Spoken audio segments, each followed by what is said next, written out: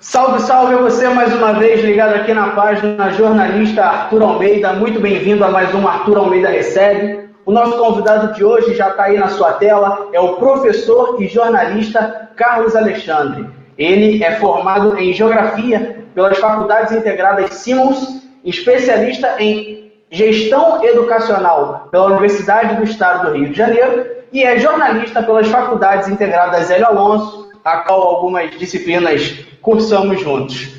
Hoje nós vamos falar, o Carlos Alexandre, que é professor, aceitou esse convite e vamos falar um pouquinho sobre essa tentativa de retomada às aulas, a volta das crianças às salas de aulas por parte do governo do estado, por parte da prefeitura da capital fluminense, mais incisivamente. Carlos Alexandre, obrigado primeiramente por ter aceito esse convite. Seja bem-vindo à nossa live. Primeiro momento, deixo aberta a palavra para você para saudar aqueles que nos acompanham. Fala, Arthur. Boa noite. Prazer enorme estar falando contigo. A gente que compartilhou algumas aulas, né? A gente também é muito envolvido com rádio, com web rádio. A gente veio meio que do mesmo mundo, né? Já brincando no jornalismo, depois entrando para fazer um jornalismo sério, profissional. Agradecer pelo convite, parabenizar, porque é aquilo que a gente estava conversando em off. Eu acho que a pandemia serviu muito para a gente abrir essa nova forma de se comunicar, né? Todo mundo agora pode começar um projeto, a gente não fica mais dependente de ter um espaço em uma televisão, em um site. Qualquer um pode chegar, fazer, só que não é qualquer um que faz direito. Então, a gente precisa realmente, essas iniciativas, a gente está dando apoio, a gente está parabenizando, porque eu acho muito importante nesse momento que a gente vive, um momento que, ao mesmo tempo que a gente tem muita informação, a gente tem muita desinformação. Eu acho que é necessário a gente estar separando o jornalismo sério, profissional, daquele jornalismo de fake news que é feito com alguns propósitos escusos, né? Então, primeiramente, boa noite e, segundo, muito obrigado pelo seu convite. Cara, eu até falei, escrevi na apresentação lá da live, na divulgação da página, que você tem duas profissões que cada vez mais se mostram importantes na sociedade, professor e jornalista. E, curiosamente, a gente acompanha, de uns anos para cá, são duas profissões que apanham demais, né? Então, assim, hoje, na sua visão, com a sua experiência, tem uma mais difícil que a outra ou elas estão num pé de igualdade? Jornalista e professor sofrem igual? Alguma profissão? Eu reconheço assim que professor, eu particularmente, é uma opinião minha, é muito desvalorizado nesse país, né? A gente vê professor aí sendo desrespeitado rotineiramente. Mas jornalista também, né? Virou um pouco que clichê. A gente vê jornalista sendo maltratado aí, ameaçado e tudo mais. Uma das duas sofre mais ou está em pé de igualdade? Eu sempre comparo essa pergunta, já na primeira vez que me fizeram, que me fazem, melhor dizendo, e eu sempre brinco com o seguinte: sou professor de geografia. Nada mais frustrante para você, e muita gente acha que isso é uma parada muito surreal. Existem pessoas que defendem que a Terra é plana. E por mais que você mostre para essas pessoas que a Terra não é plana, né, que a Terra ela é esférica, que a Terra é um geóide, a galera vai continuar insistindo naquilo que a Terra é plana, que tudo é uma invenção dos Estados Unidos, sei lá, da Globo, para ser um globo, enfim, né? E eu acho que são duas profissões que, de uns anos para cá, sobretudo com a ascensão da extrema-direita, não só no Brasil, mas como no mundo, mas falando da nossa realidade aqui, foram duas profissões que foram muito atacadas. Eu me lembro que no auge da eleição de 2014, né, que quando, na verdade, em 2013 a gente começa com isso tudo, com aquelas manifestações que eu participei, não sei se você participou, muita gente participou daquelas manifestações sem muito saber o que a gente estava protestando, para onde a gente estava olhando, quais eram as nossas reivindicações. Era um grande balaio que se misturou aos 20 centavos, a realização da Copa, enfim. E a partir dali surgem dois termos que vão afetar muito tanto a vida do professor como a vida do jornalista. O termo que vai afetar a vida do professor é a tal da doutrinação ideológica. Começaram a falar que professor não dava aula, doutrinava em sala de aula. E depois, né, já na eleição de 2014, esse outro termo fica um pouco mais em voga, que é o fato das fake news. Então, as pessoas começaram a duvidar do que é científico e de toda e qualquer notícia que é colocada na televisão. Eu acho hoje, né, qual dos dois que sofre mais, eu não consigo, eu acho que dá um empate técnico, né? Talvez o professor um pouco mais por conta das condições de trabalho, né? Eu me sinto um cara muito privilegiado por trabalhar em uma instituição particular que me dá toda a estrutura para eu conseguir lecionar, mas que não é a realidade de quem dá aula em escolas públicas, mas depois a gente vai tocar nesse assunto. No caso do professor, o que me irrita é que muitas pessoas elas batem de frente com a ciência. As pessoas têm o menor grau de formação, e isso não é nenhum tipo de arrogância, no qual as pessoas acusam a esquerda de ter no Brasil. A esquerda tem, de fato, uma certa arrogância acadêmica, mas não é uma questão de arrogância, é questão que a pessoa não tem formação e ela quer discutir contigo algo que você tem formação, porque ela simplesmente é o que ela acredita. É a minha opinião, você tem que respeitar. Eu costumo dizer o seguinte, eu acho o Beatles chato, as pessoas me criticam. As pessoas me matam, querem me matar porque eu acho o Beatles chato. Cara, eu acho o Beatles chato. Agora, eu não posso dizer que eles tocam mal. Não posso dizer que eles tocam mal. Eu posso achar chato, não curto, né? Mas eu não posso dizer que eles tocam mal porque eu não sou músico. Eu não sou entendedor de música. E no caso do jornalista, hoje, se é uma notícia em que as pessoas não é conveniente para aquelas pessoas, não parte da premissa que aquela pessoa acredita, as pessoas vão apontar o dedo e vão dizer que é fake news e vão começar a duvidar da idoneidade do repórter, do jornalista. Eu não acredito que o jornalista ele é totalmente imparcial, porque não é, né? Enfim. Todos nós, quando escrevemos alguma coisa, nós temos, sim, o que a gente acredita como verdade, o que a gente acredita para a nossa vida, a gente coloca, né, óbvio, mas, obviamente, que o jornalista, pelo menos o jornalismo profissional, o jornalismo sério, ele apresenta fatos apurados. E o fato apurado pode não ser aquilo que é conveniente para você. Eu vi uma entrevista muito interessante do William Bonner, eu não lembro se foi no Altas Horas ou se foi no Bial, foi um dos dois, que ele deu entrevista para as duas. Eu vi as duas, agora não lembro em qual momento ele falou. Que a galera que compartilhava as notícias do Jornal Nacional para tentar mostrar, olha lá o que o governo tal está fazendo, hoje a galera que ataca esse mesmo jornalismo. Então, eu acho que os dois sofrem por igual. O professor sofre porque é colocado a ciência, isso é óbvio, isso é o que você quer que as pessoas acreditem. No outro dia, discutindo com um cara que é muito amigo meu, debatendo, e ele me veio com a seguinte... Cara, enfim, ele me veio com o seguinte argumento. Porque é bem bizarro. Mas você estava em discussão sobre acabar ou não com com reservas indígenas. E aí aquele papo de que porque tem índio que cobra pedágio, porque, enfim. Aí o cara veio com o seguinte argumento. Você sabia que foram os índios que trouxeram os africanos para o Brasil para serem escravos? Aí eu falei, peraí, guerreiro, como assim? Como é que você está dizendo? Não, eu vejo muito documentário, entendeu? Eu falei, cara, mas não é isso que os livros contam. Mas quem que escreve os livros? São os esquerdistas. Eu desisti ali, obviamente, né? Eu me arrependo de não ter perguntado para ele, cara, como é que índio, em 1700 e pouco, atravessou o Oceano Atlântico, né? Enfim, me responde isso, mas eu fiquei em choque com o meu negócio sair.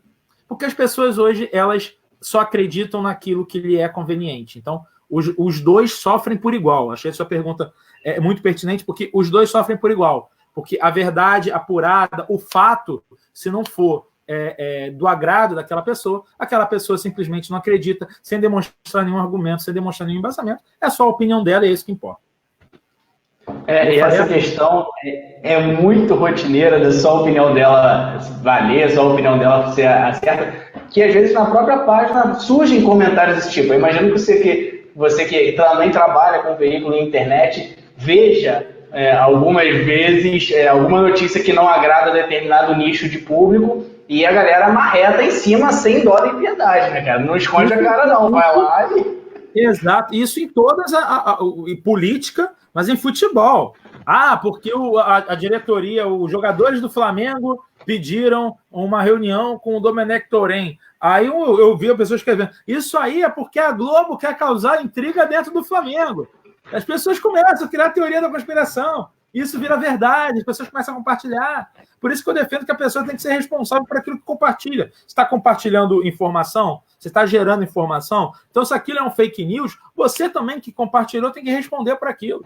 Entendeu? Para ver se as pessoas param, pelo menos, para entender, para analisar, que começaram a acreditar em um monte de coisa, cara. Enfim, que chá que cura corona, pessoal bebendo detergente... Pô, enfim, e eu acho que as pessoas têm que ter responsabilidade por aquilo que elas compartilham. Exatamente, né? E antes da gente entrar de fato, né, na volta às aulas, eu queria que você, como professor, né, como membro desse meio da educação, contasse um pouco como é que você está enxergando nesse momento a educação no país e aqui no Rio de Janeiro, né, mais precisamente, né, que é onde a gente está. Você está aí na cidade do Rio, eu estou em Itaboraí, ambas no estado do Rio de Janeiro. Como é que você enxerga a educação nesse momento? A gente tem alguma progressão, tem alguma regressão? O Brasil estagnou. 2020 ainda tem esse obstáculo da pandemia, né? Mas como você enxerga a educação nesse momento? Sem contar com a questão da pandemia, né? Enfim, a educação é uma questão macro, né? Como é que ela está? Eu acho que a gente teve muitos avanços a partir dos anos 2000. A gente aumentou o número de faculdades, a gente aumentou o número de pobres na faculdade, a gente aumentou o número de negros na faculdade. Eu acho que você teve as políticas de cota, de inclusão social, elas são importantíssimas e elas foram fundamentais para uma melhora na educação superior. Entretanto, eu não vi uma melhora prática na educação básica. Houve alguns investimentos na educação básica, houve alguns investimentos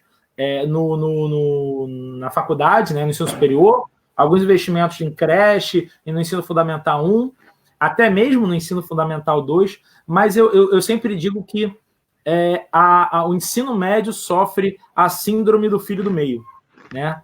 Ele está no meio do caminho, e a evasão no ensino médio é uma coisa absurda. Eu vejo que a gente avançou muito no ensino superior, a gente avançou muita coisa no ensino básico, no ensino fundamental, sobretudo de manter as crianças na escola. Então, essas políticas de inclusão, de inclusão de renda, de redistribuição de renda, como o Bolsa Família, por exemplo, eles foram fundamentais para as crianças permanecerem na escola. Mas o ensino médio continua tendo uma evasão muito grande. Eu acho que falta principalmente investimento em infraestrutura, investimento na formação do professor e, principalmente, eu sempre digo isso, a escola tem que ser atrativa para o aluno. Se ele tem matar a aula é a coisa mais fácil do mundo. Um moleque de 16, 17 anos. Ele mata a aula, vai fazer outra coisa da vida dele, vai trabalhar. Se às vezes a família está passando por algum aperto. Então, eu vejo que a educação avançou, ela avançou muito no ensino superior, na inclusão social nisso. As políticas de cota, né, foram muito importantes. Só que faltam investimentos no ensino fundamental e no ensino médio. Né? Mais creches, uma melhoria na qualidade integral. Opa, aqui, não sei se foi aqui ou se foi aí. Até pedir desculpa a você, Arthur, vou até trocar a minha internet aqui. Enfim, porque eu acho que foi daqui.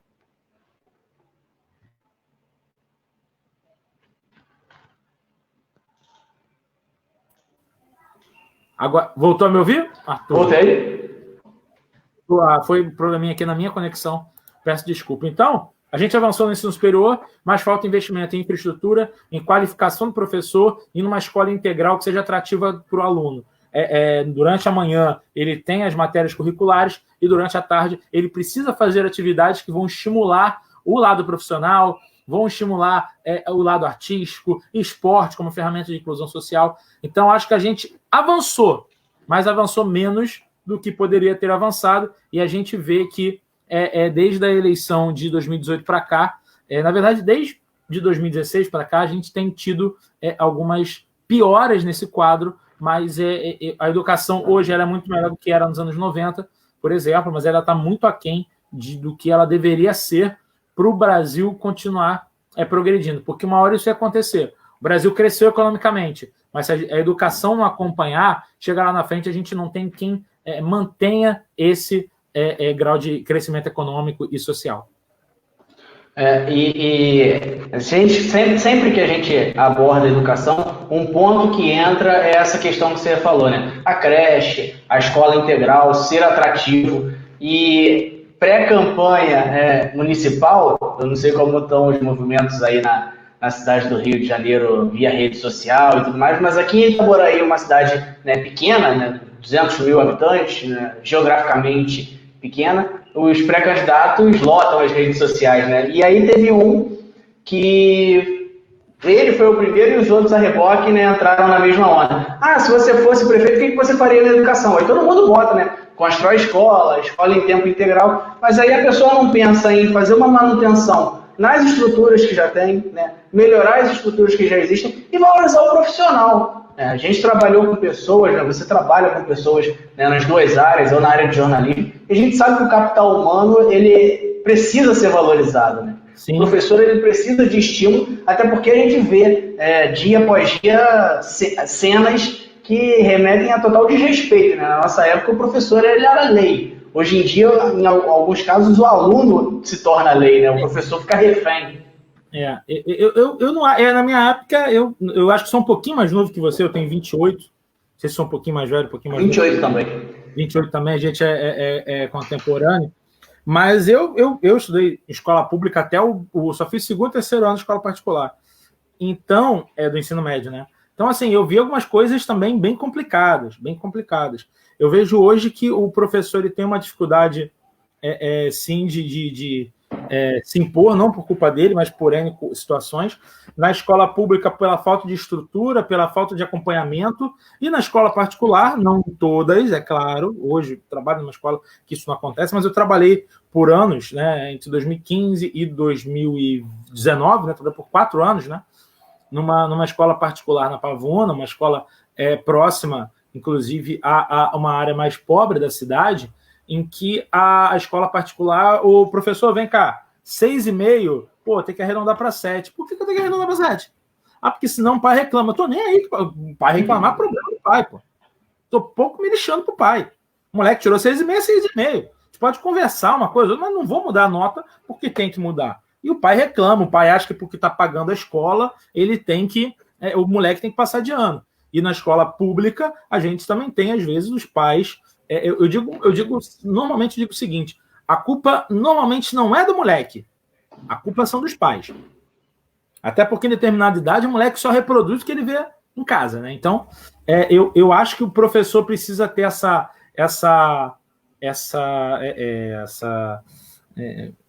autoridade em sala de aula, mas isso tem que partir principalmente dos mais velhos, porque não adianta, o moleque chega em casa, tira uma nota baixa, e o pai vai reclamar com o professor o porquê dessa nota baixa. Acho que é muito estrutural da sociedade, a sociedade, os adultos enxergarem o professor como uma autoridade, e aí os mais novos vão acompanhar eles, mas enquanto os pais forem na escola para entender o porquê da nota com o professor, isso vai continuar acontecendo, e tudo caminha muito com essa questão da avaliação, essa questão do comportamento em sala de aula. Isso tudo acaba prejudicando o aprendizado do moleque, e aí lá na frente, quando ele vai ver, já é tarde demais. E aí agora, o ambiente sala de aula está suspenso, digamos assim, em determinado momento. Como é que foi a sua adaptação como professor e o feedback dos alunos? Porque nas redes sociais, até tem, eu vejo mais recentemente, não sei há quanto tempo tem, uma foto, né, com, participe da aula, ligue sua câmera, o professor não está sozinho. As aulas, no seu caso, né, foram ao vivo, foram gravadas, e como é que foi esse retorno, né, tanto do aluno quanto do responsável, que seja, sobre as aulas, sobre o ensinamento? Porque há muitas reclamações de que o pai, não quero pagar mais escola porque eu estou ensinando, o professor não está ensinando. Quem está trabalhando sou eu, né? Eu virei mãe, virei pai e virei professor. Como é que você avalia esse comportamento, né, errado, obviamente, e como é que foi o feedback para você dos alunos e responsáveis das aulas? Primeiro, sobre essa questão dos pais, eu acho que eu dou aula do 6º ao 3º ano do médio. Então, eu tenho aluno de 11 anos, eu tenho um moleque de 18, 19 que já está pensando em vida profissional. Os mais novinhos, abaixo do que eu dou aula, né? 5º ano, 4º ano, 3º ano, 2º ano, os pais têm que ficar junto e deve ser algo extremamente estressante, sim. Mas os professores estão tentando. Lá no L. Alonso, né, que inclusive, né, da mesmo grupo da faixa, onde a gente fez a nossa graduação em jornalismo, a gente fez as coisas muito devagar. Primeiro, suspendeu a aula do nada. Pô, o que a gente vai fazer agora? Né, foi do nada isso. Eu lembro que eu gravei uns podcasts com alguns professores, a gente fez umas paradas, postou no YouTube, e depois a gente foi aos poucos entendendo o que dava para fazer. A gente começou com aulas gravadas, no YouTube, depois essas aulas foram para uma plataforma, a gente, no ensino médio, a gente aproveitou a plataforma que já existia da faixa, plataforma EAD da faixa, e depois a gente usou para o Fundamental 2, uma plataforma de uma editora na qual a gente trabalha com material didático, ela cedeu uma plataforma para a gente e a gente usou essa plataforma. Então, primeiro as aulas foram gravadas, depois a gente teve um horário reduzido para as aulas ao vivo. Depois a gente aumentou essa carga horária um tempo por semana de 1 hora. Depois aumentou para 2 tempos de 1 hora ao longo da semana. E a gente fez uma pausa em julho de 2 semanas, que eu acho que, embora isso não seja um direito, mas eu acho que é uma coisa que o professor tem que ter, essa pausa no meio do ano, de 2 semanas, que tem escola que acha que não tem que dar isso. O professor precisa descansar a cabeça, né? Desburocratizar, enfim, né? Espairecer. E quando a gente voltou agora, dessas 2 semanas, na primeira semana de agosto, a gente voltou com horário integral, com 7 tempos, né? Com 7 tempos. Os tempos eram de 45 minutos, a gente fez uma adaptação de 40 minutos, reduziu em 10 minutos o intervalo, então a gente foi bem aos poucos. No início, eu achei que a minha adaptação seria ruim. Eu fiquei muito preocupado, porque a dinâmica é outra. Eu dou aula nessa posição que eu estou. A forma que você está me vendo é a forma que os alunos me veem. Tipo, eu tenho até um quadro que está ali, mas eu não consigo botar o computador próximo a esse quadro para a imagem ficar clara, né? Enfim, é a questão da falta de estrutura. Mas eu consegui PowerPoint, página do livro. Às vezes, quando eu quero anotar alguma coisa, eu abro a página do PowerPoint, funciona como quadro. O Google for Education, né? O Google Classroom, o Google Meet. Eu aprendi a usar várias plataformas. Eu acho que eu me adaptei rápido. Por conta de ser relativamente novo, né?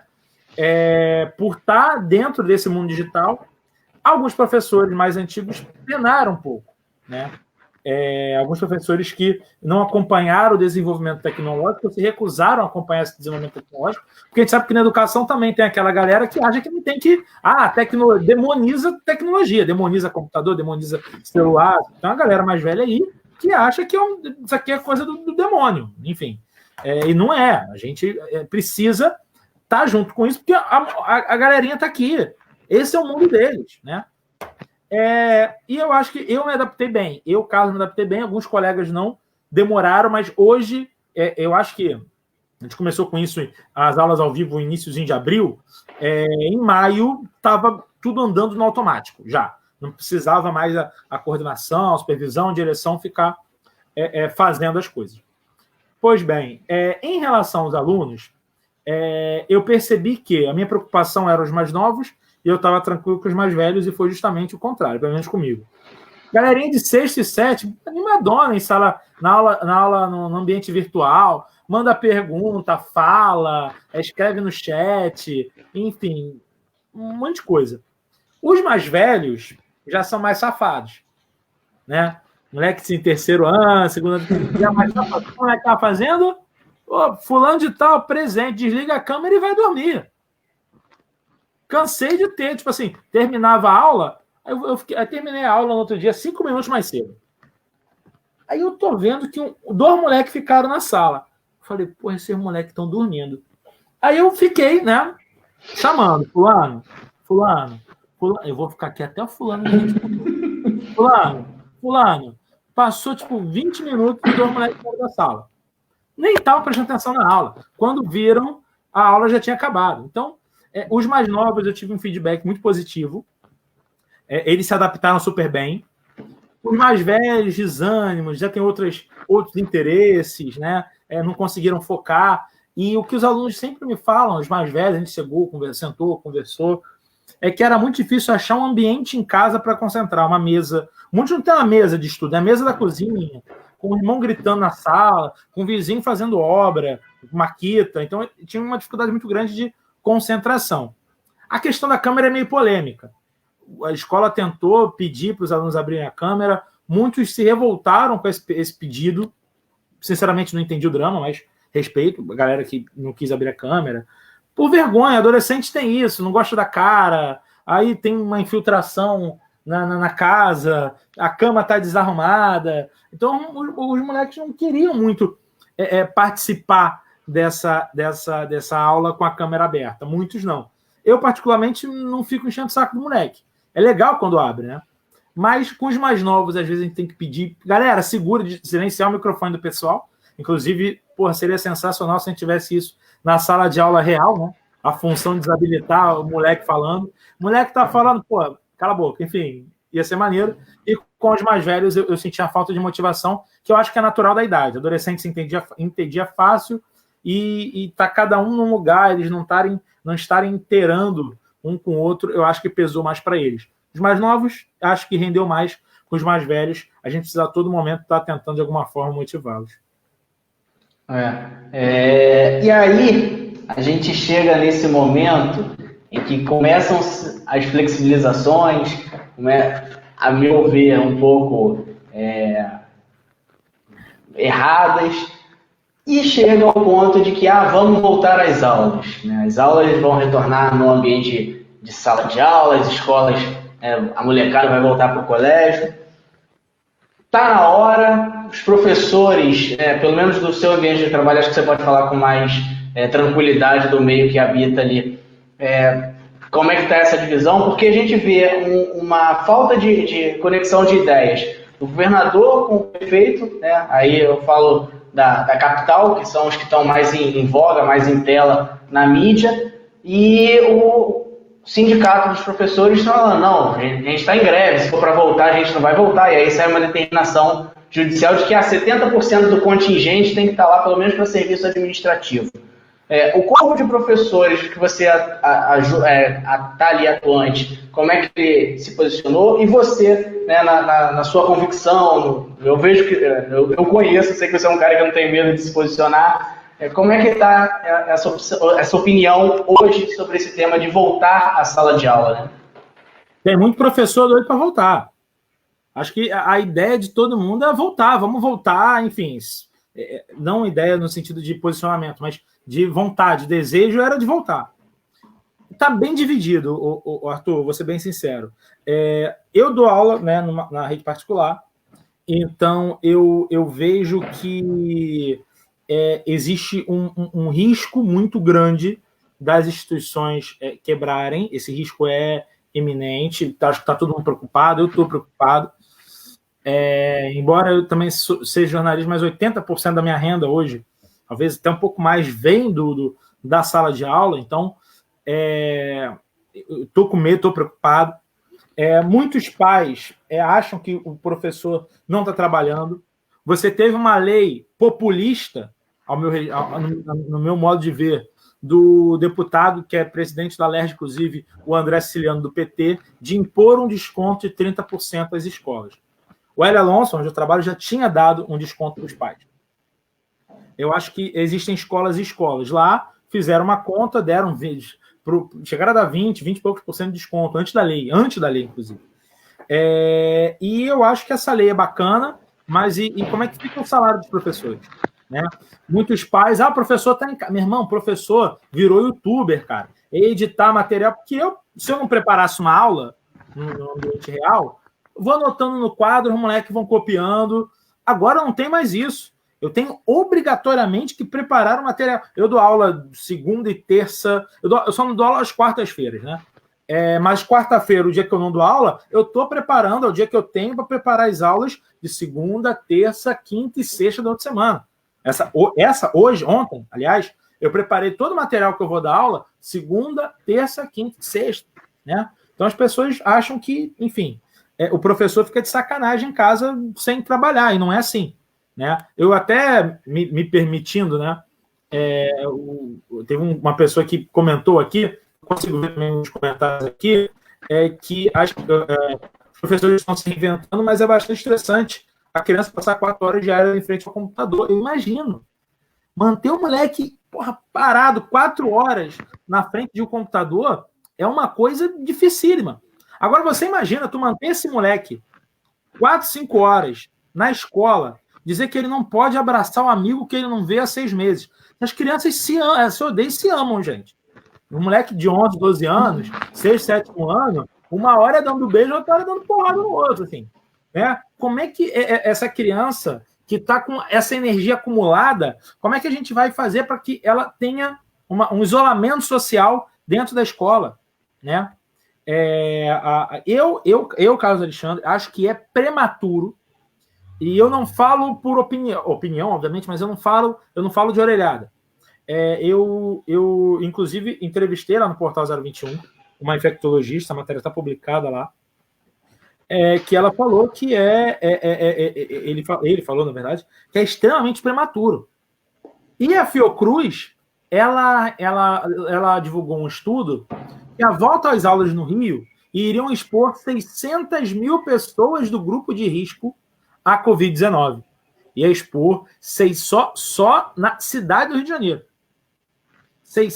No estado do Rio de Janeiro, perdão. 600 mil pessoas do grupo de risco. Gente, a criança, né? Que a criança não tem problema, a criança não vai ficar doente. É óbvio que o número de crianças que desenvolveram o Covid de maneira grave foi mínima. Sim, poucas crianças. Mas e os avós? Quantas crianças ficam com os avós para os pais trabalharem? Quantas crianças moram com os avós? Quantos pais, aí é uma questão demográfica da população brasileira, hoje, cada vez mais, as pessoas estão tendo filho mais tarde. Quantos pais de crianças de 15, 16 anos já estão chegando próximo aos 60? Quantos pais que têm algum tipo de comorbidade? Quantos pais que têm algum tipo de comorbidade e não sabem que tem algum tipo de comorbidade? Então, a volta às aulas nesse momento, Arthur, eu acho ela extremamente prematura, e eu digo que é temerário a gente pensar em voltar às aulas nesse momento. Primeiro, porque é impossível você manter um moleque 4, 5 horas. Eu já vi, um vai pegar a máscara do outro, um vai tossir na cara do outro de sacanagem, entendeu? Criança, adolescente, vai fazer isso, entendeu? Vai ser um ambiente onde as crianças, por mais que as escolas estejam tomando todos os cuidados, por mais que as escolas estejam se preparando, por mais que os protocolos estejam sendo feitos, e esses protocolos vão ser seguidos, é expor essas crianças, não necessariamente as crianças, mas a família, a um risco desnecessário. Fizemos uma pesquisa com a nossa comunidade escolar. A grande maioria não se sente segura em mandar os filhos para a escola. Esse início, se de fato 14 de setembro esse retorno for feito nas escolas particulares, me pareceu um certo tipo de cobaia para as escolas públicas, esse retorno vai ser híbrido. Né? Lá no L. Alonso a gente desenvolveu uma forma que a aula que eu tô dando por metade da turma que está na sala, a outra metade vai estar assistindo a mesma aula ao vivo em casa. Então, matamos um problema. Entretanto, essa metade vai estar exposta transporte público, andar na rua, ambiente, vai passar álcool gel, toda a criança vai esquecer, é normal que a criança esqueça. Né? Então, na minha opinião, é temerário esse retorno. Me preocupa ainda. E na escola particular, eu acredito que a estrutura vai ser feita. Acredito realmente que as escolas estão preparadas com uma estrutura minimamente montada para receber os moleques. Mas e na escola pública? Eu estava comentando, gente, eu estudei dos meus 3 anos de idade aos meus 15 anos de idade, ou seja, 12 anos da minha vida em escola pública. Tirando quando eu era pequenininho, né? Vou botar do meu CA, né? Estamos ficando velho, né? CA pra galera. CA, alfabetização. Primeiro ano agora, né? Primeiro ano. Do meu primeiro ano a meu 9º ano, minha 8ª série, eu não lembro de ter sabonete no banheiro.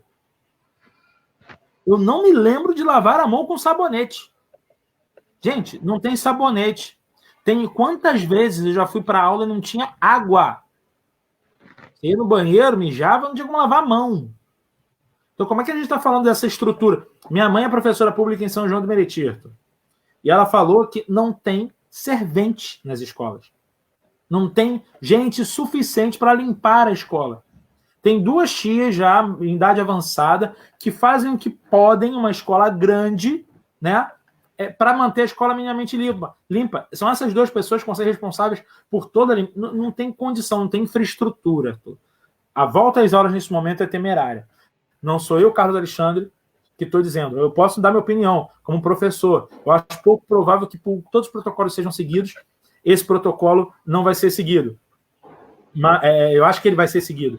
Só que quem está falando isso é a Fiocruz, quem está falando isso são epidemiologistas, quem está falando isso são infectologistas, quem está falando isso são médicos. Então, eu acho que é temerário você pensar numa volta, e eu acho perigoso a gente pensar numa volta, por mais que eu, sim, esteja preocupado com a situação econômica. Entretanto, entendo que, à medida que as flexibilizações forem aumentando, os pais vão ter que sair para trabalhar e as escolas vão ter que abrir.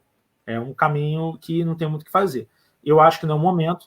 Eu acho que se a vacina de fato começar a ser produzida em dezembro, a gente encerra o ano letivo, tenta vacinar a maior parte da população para a gente voltar lá para março com as aulas presenciais e aí de uma maneira mais segura. Eu acho que nesse momento é prematuro e temerário, Arthur.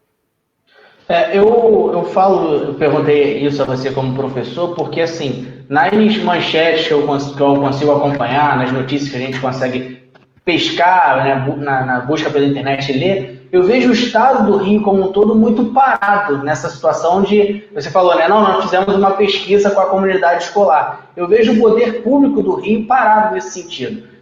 Pouco antes da gente entrar, eu estava jantando e aí, vendo o jornal do SBT, falou que em São Paulo a ideia já caiu, né, de volta às aulas, porque numa pesquisa do governo, 26% dos alunos contraíram a doença, desses 26%, a maioria foi assintomático e vivem, como você falou, com pacientes do grupo de risco, né? Porque pela densidade demográfica de São Paulo, então, é muito mais populoso que o Rio.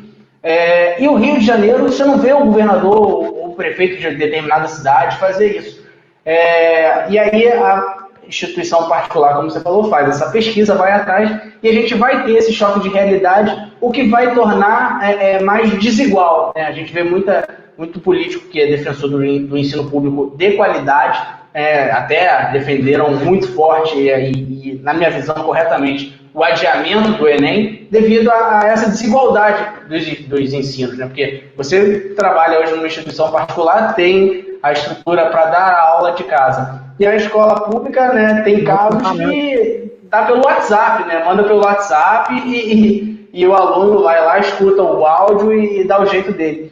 Então, assim, não sei, de repente você dentro da área da educação tem uma outra visão, mas a visão que eu tenho hoje é que o estado do Rio de Janeiro ele ficou para trás, né, nesse momento de volta às aulas. O Maranhão, saiu hoje uma notícia na primeira página do G1 do Maranhão, que o governo ia ao encontro dos pais e alunos, né, da comunidade escolar pública para saber a posição do povo sobre a volta às aulas. No Rio de Janeiro você não tem essa movimentação, né?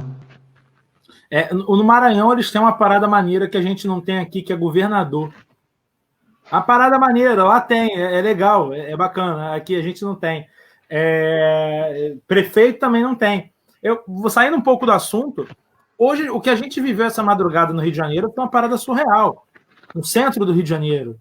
Né? Duas imagens me chamaram a atenção. A do porteiro sendo arrastado e daquele bebê próximo à mãe, né, que morreu salvando o filho, obviamente, também, 3 coisas. E aquele bebê cantando, a mãe tentando botar na porta, né? O pessoal passando. Cara, aquela cena me arrepia só de pensar. O governador botou a cara, Arthur? Eu não vi o governador falar. Nem apareceu. O prefeito do Rio de Janeiro apareceu? Por mais que a segurança pública não seja uma responsabilidade do poder municipal, mas o prefeito Marcelo Crivella não apareceu.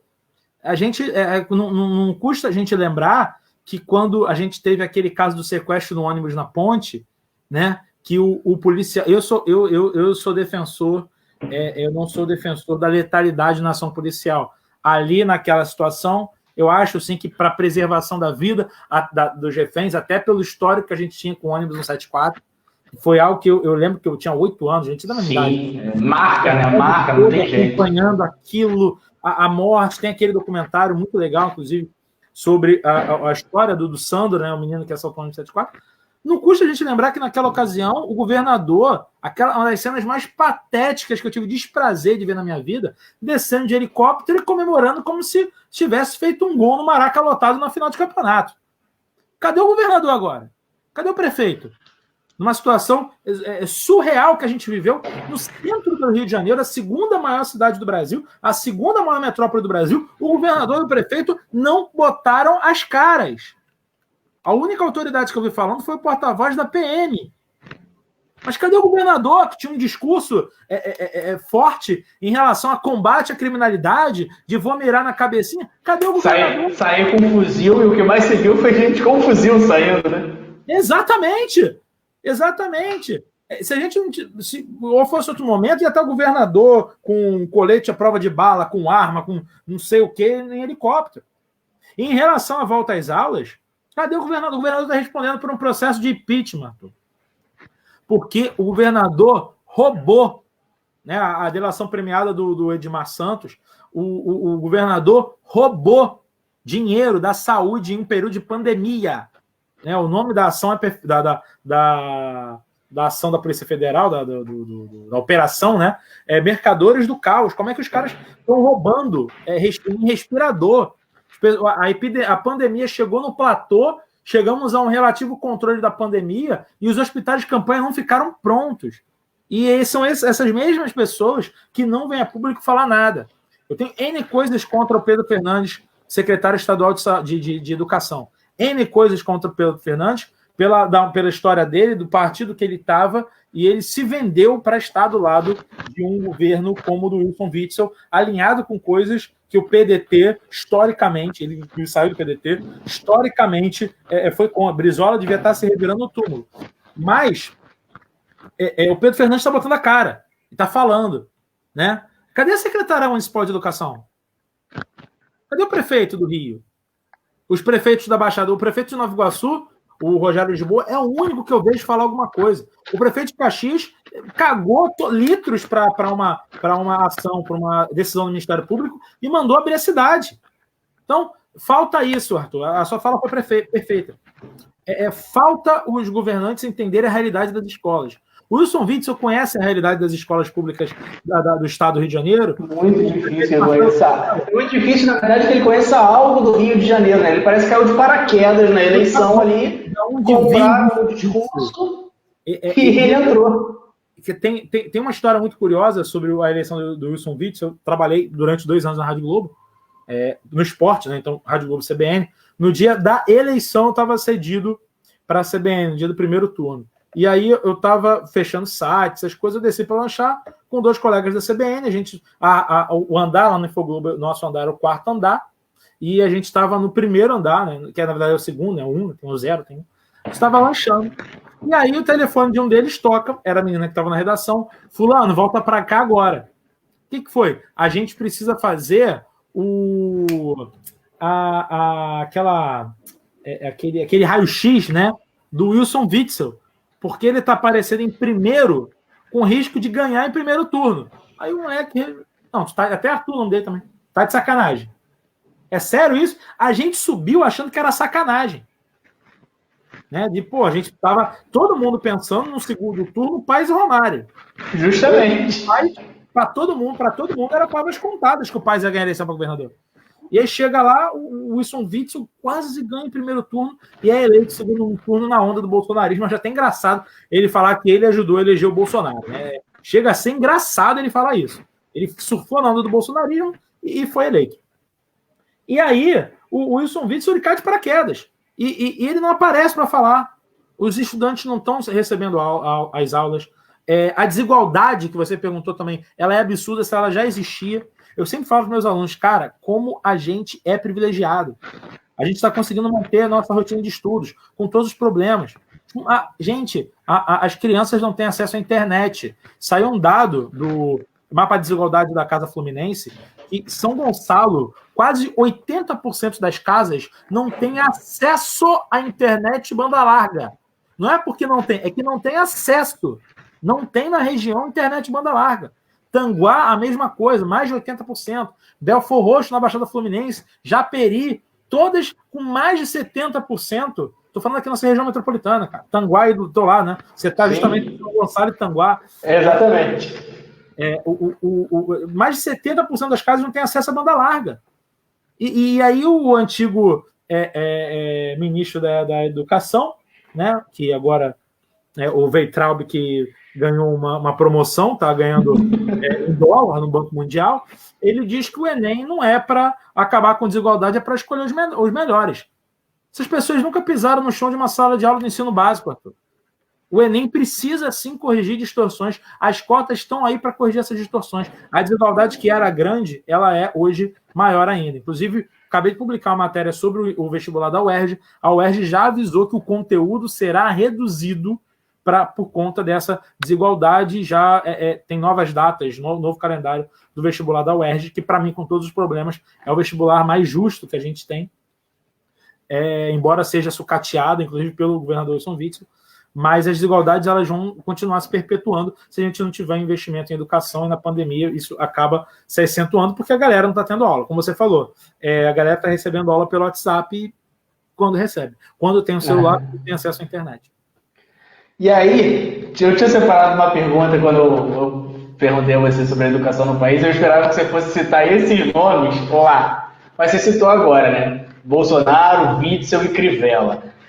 Qual dos três hoje, para você que está no Rio de Janeiro, essa trinca, qual dos três é a maior barreira para uma educação minimamente decente? Vem da esfera federal, na estadual ou o município hoje é o que mais deixa a desejar nessa área? Na educação pública, obviamente, né? Mas qual desses três, na sua visão, né, é o maior calo, digamos assim, de uma educação minimamente de qualidade? Os três. Eu vou te explicar por que os três em situações diferentes. O governo federal, por ter tirado... o governo Bolsonaro, ele tirou dinheiro de investimentos em pós-graduação, em pesquisa científica. O Bolsonaro tirou bolsas de estudo de jovens cientistas, não só na área de humanas, que ele sempre perseguiu, como na área das biológicas e na área da saúde também. Né? Vários e vários estudantes perderam as suas bolsas. Eu até brinquei. E essa galera, Fiocruz, são as universidades federais que estão conseguindo pesquisas para desenvolver a vacina contra o Covid-19. Não é fazendo arminha, não é comprando revólver. A gente não vai dar tiro no coronavírus, no Covid-19. Que tudo para a família Bolsonaro, para a família Bolsonaro, se resolve com arma. Né? E eu acho assim que o governo Bolsonaro é um calo para o ensino superior, pela falta de investimento, pelo sucateamento das universidades federais. Ontem, eu vi a matéria hoje, mas não sei se foi ontem, o Mourão, que estava um tempo sem falar besteira, resolveu falar agora, falou que porque as universidades federais não devolvem nada para o Brasil. É até bizonho um militar falar isso, de devolver coisa para o Brasil. É bizonho, né? Com todo respeito aos militares, a defesa pegar mais dinheiro que educação é uma afronta. Para botar o moleque para capinar mato e pintar meio fio. Desculpa. Absurdo isso. E aí, o governo Bolsonaro é um empecilho, um calo para o ensino superior e para o ensino de pós-graduação e principalmente para o andamento das pesquisas científicas no Brasil. O governo estadual é um calo para o ensino médio. Não houve nenhum investimento em infraestrutura, investimento em melhorias, investimento em você pensar. Cara, você tem a UERJ. Vamos pensar em criar algum mecanismo que a moleque saia dessa escola estadual, desse colégio estadual, e vá direto para a universidade, a UERJ, para o ESO. No ensino superior também, o governo estadual sucateou a UERJ de propósito, para beneficiar, tudo isso normalmente para beneficiar o setor privado. E o Crivella é um calo no ensino fundamental, no ensino na pré-escola e no fundamental. A falta de investimento nas escolas, ele não contratou, ele não chamou pessoas aprovadas em concurso, não abriu novos concursos, não tem gente nas escolas. Então, o governo municipal hoje é um calo para a pré-escola e para o ensino fundamental, o governo estadual é um calo para o ensino médio e o governo federal é um investimento para o fomento à pesquisa e para o ensino superior no Brasil. Então, cada um tem o seu calo, e o que mais me preocupa é o discurso do presidente Bolsonaro, um discurso anticientífico, anti-educação, de falar que todo professor faz doutrinação ideológica, que todo professor ele coloca os seus pensamentos, suas ideologias políticas à frente da aula, que todo professor quer derrubar ele. Eu só acho engraçado quando essas pessoas dizem mas porque nas faculdades todo mundo lá é anti-Bolsonaro, então por isso que eles querem derrubar o Bolsonaro. Não é por conta disso, é porque quando a pessoa, de fato, ela estuda, ela tem acesso à educação, ela não vai compactuar com um governo como o do seu Jair Messias Bolsonaro. É por isso. A galera na faculdade, na grande maioria, é contra o governo porque são pessoas esclarecidas. E essa destruição da educação não é por acaso, é um projeto. É um projeto de sucateamento da educação, até mesmo para que essas pessoas se perpetuem no poder. Cada um com a sua devida responsabilidade, sua devida conta. Carlos Alexandre, quero te agradecer, né, a disponibilidade de ter aceitado. O tempo passa rápido e a gente vai chegando nos nossos minutos finais.